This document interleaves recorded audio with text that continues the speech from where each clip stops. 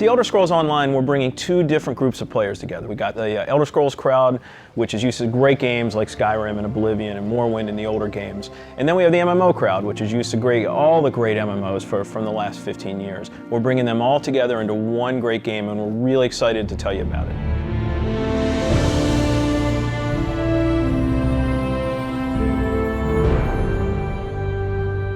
Elder Scrolls Online, everything you need to know about it is right in the name. It's Elder Scrolls, but it's online. And when the team set out, they wanted to create strategic real-time combat. We wanted to create a lot of world immersion. We wanted to create a landscape that was rewarded exploration. But all of that had to be brought together with really great social systems. So Elder Scrolls Online, it's set 1,000 years before Skyrim.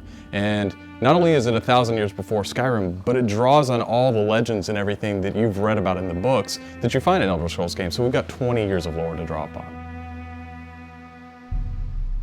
We made sure that Morrowind, Cyrodiil, and Skyrim feel like they do in Elder Scrolls 3, 4, and 5. The art style is right in line with those titles. Now you can explore all of Tamriel. You can return to places that you've seen before, and you can explore new places that you've never been.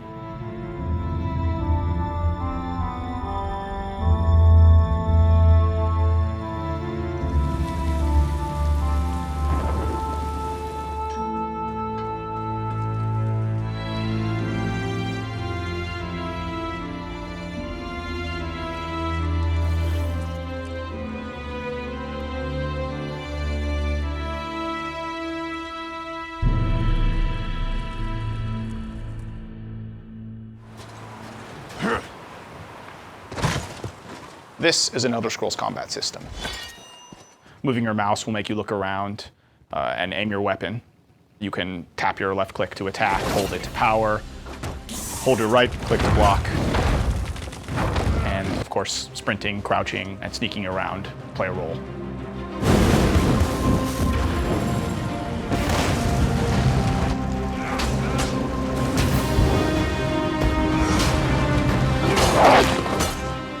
All of our characters are designed so that hundreds of them can be on screen at one time.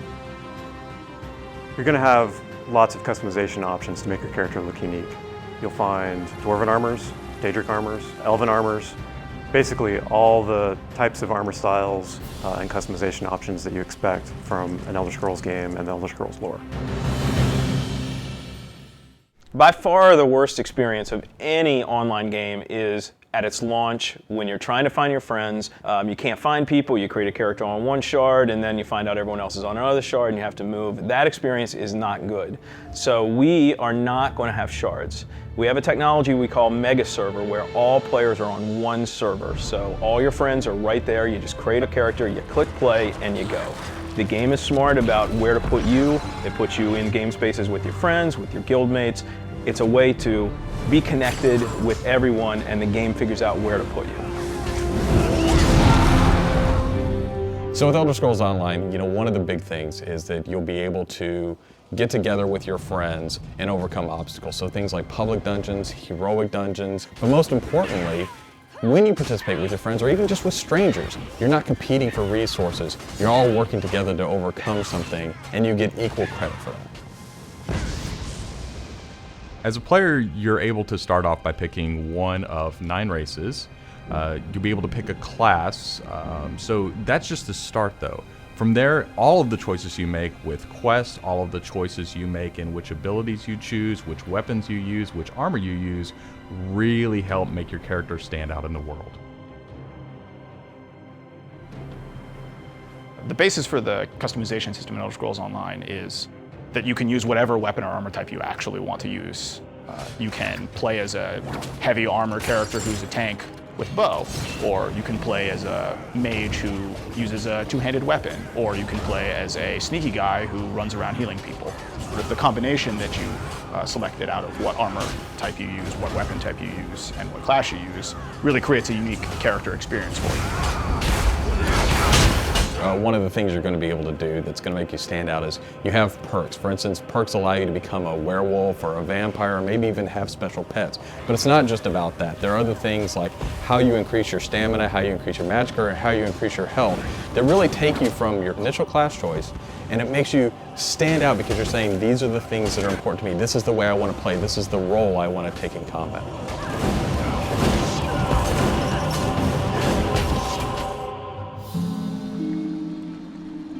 Questing in Elder Scrolls Online was built around a pretty simple concept, and that was that we wanted the player to explore.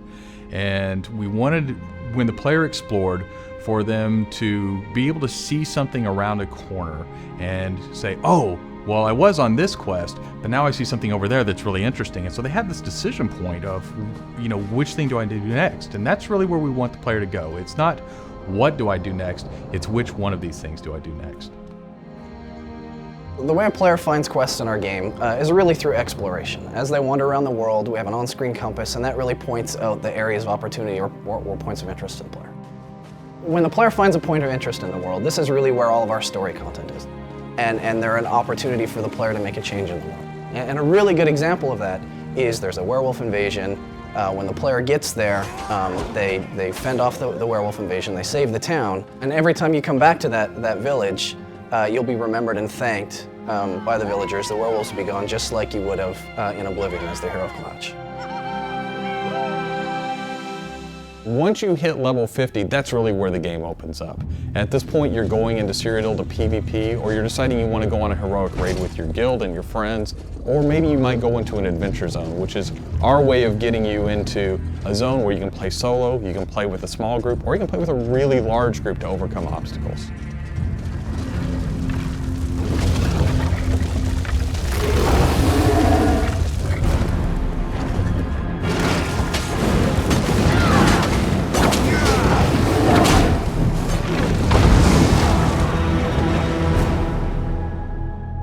PvP in Elder Scrolls Online is focused around taking various structures in Cyrodiil. If you remember Cyrodiil from Oblivion, the space is very large, and that's a perfect setting for having three alliances fight each other. During this timeline, Imperial City is up for grabs, and there's no Emperor, so players are going to be fighting using trebuchets, catapults, all kinds of weaponry to take and hold keeps, structures, and resource fixtures around the keep to actually give the opportunity to crown one of themselves as an Emperor.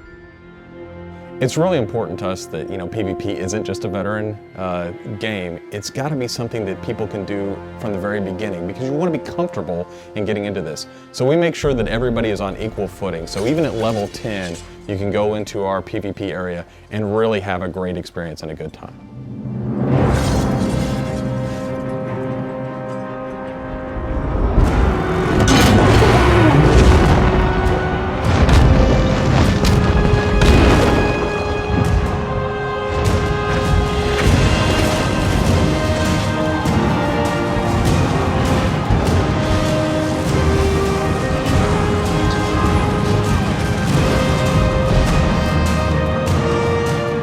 With a game the size of the Elder Scrolls Online, it's really hard to, in one demo, one presentation, one video, to list everything about the game.